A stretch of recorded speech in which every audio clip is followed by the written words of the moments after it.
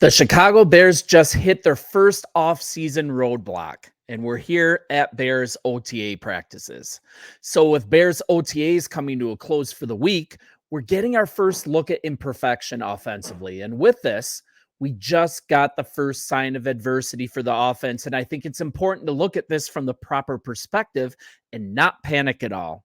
But also, there are a few really good things to take away from this poor display, I would say, today.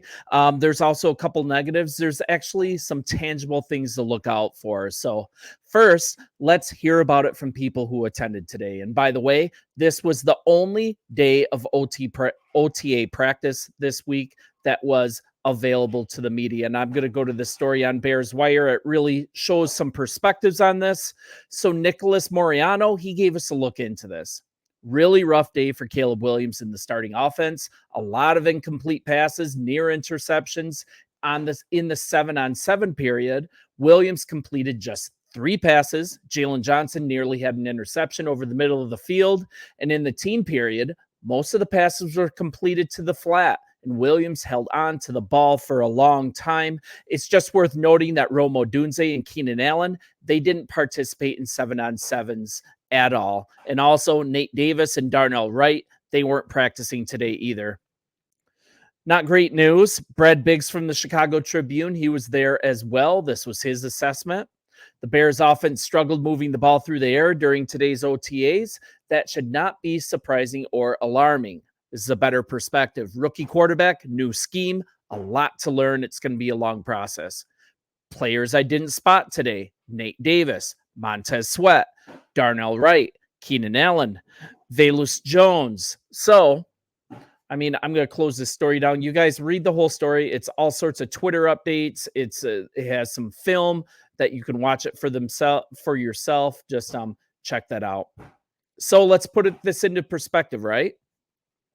We know we can't overreact to this. I mean, they're in shorts, but also let's have our heads on straight and not be unrealistic and think this offense is just going to be perfect, that it's totally ready to dominate just by walking out on the field. I mean, this is going to be an off season that we're working the kinks out. And I'm not ready to immediately say this. I'm not ready to say that Caleb's going to be scared to pull the trigger and that the Getsy offense is still in place because we're seeing a bunch of flat passes. Let's just pump the brakes on that.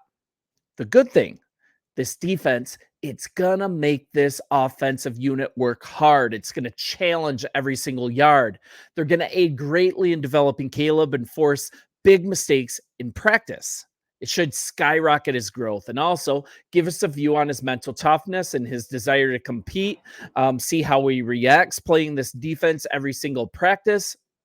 I think he's going to rise to the occasion. And another thing, with Odunze and Keenan Allen out there, we're getting a picture with them not being out there, we're getting a picture of how absolutely necessary these acquisitions were.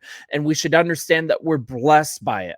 I mean, Tyler Scott is our number 2. That's just not going to cut it. So glad we have these 2 guys now, and maybe Scott can see the development that I believe he's capable of without the pressure. Also, would we really want what we think to be a top flight defense getting torched by a rookie in his first practice this early in the season?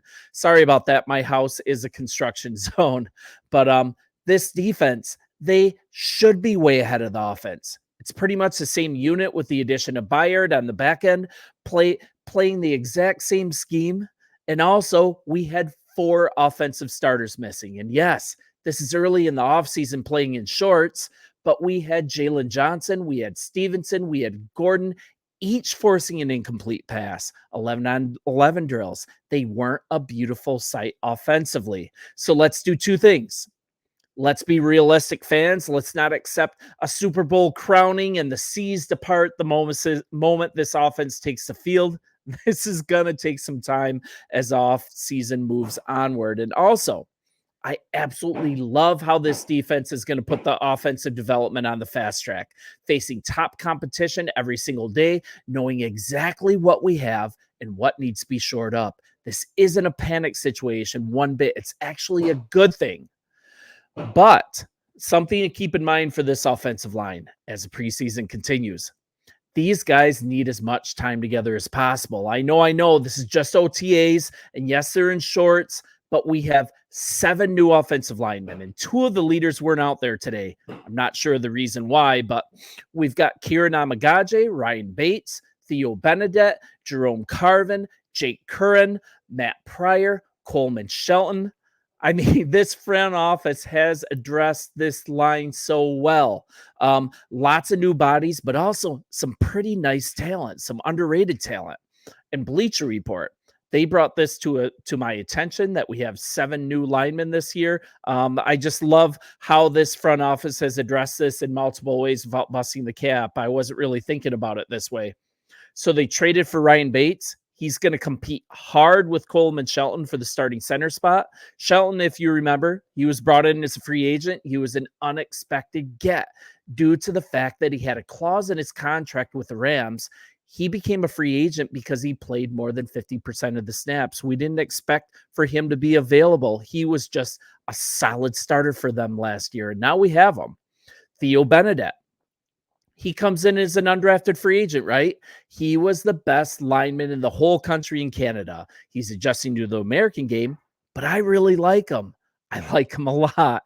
And Kevin Fishbane from The Athletic, he has a fantastic read on Benedette, and I wanted to spend a little more time profiling him this week, but he's just an interesting guy. He's a guy who didn't start playing football until the 10th grade. He enters this spring and summer minicamp season with a shot to turn some heads. He has a legit chance to make this roster this year, but he could also be a huge asset in the future if some more time is needed to develop him.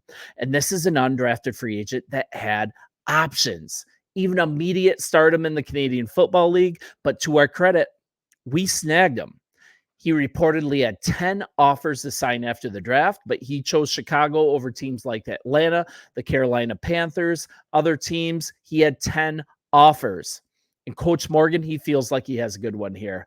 And I'm looking forward to seeing this. I'm looking forward to seeing how our offensive line coach, how he molds, how he shapes the 6'7", 305-pound lineman that's still getting acclimated to the American game. So I'm really excited about that. We've got Durham and Nate Davis. They came onto the team via free agent. Draft capital on right, of course. This year, Amagaje, a late round hit on Braxton Jones in the 5th round. That's so good. So what I'm saying is, this group, we've put this line together in so many different ways. I think we've done a good job of it. I think we are very blessed to have most of these guys that have come in on the team able to play multiple positions all the way across the line. It's going to really help as far as injuries, but this group needs all the time they can get as a unit. And although OTAs, they're optional, right? Man, it'd be a great sign if everyone was there participating. I mean, with the Hall of Fame game featuring the Bears against the Texans, OTAs, they're going to be cut a little short. Things are a little more packed to prepare for that game happening earlier in the offseason. I'm just saying, time together as a team, as an offensive line is absolutely precious. I might be nitpicking here. I'm trying not to overreact, but I just found it a little troubling that not everyone was there participating. But to be fair, Matt Eberflus, when he was interviewed, he said that every single player has been present for at least some portion of the offseason program. That's a good thing.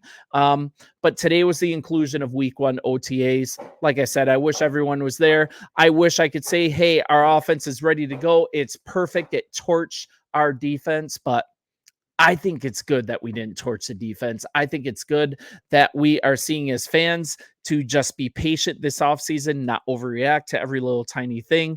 I think it's great that we have a defense that's top flight, that's going to challenge every single yard that this team tries to gain in practice and leading up to the season and even during the season.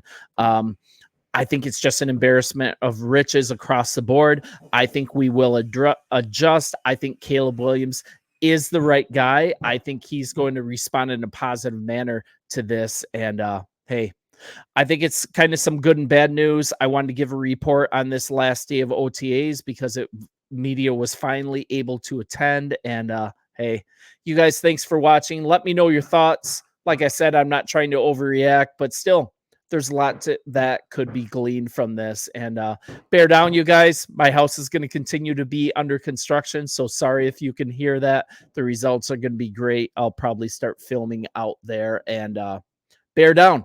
We will talk soon, and yeah, thanks for watching. See ya.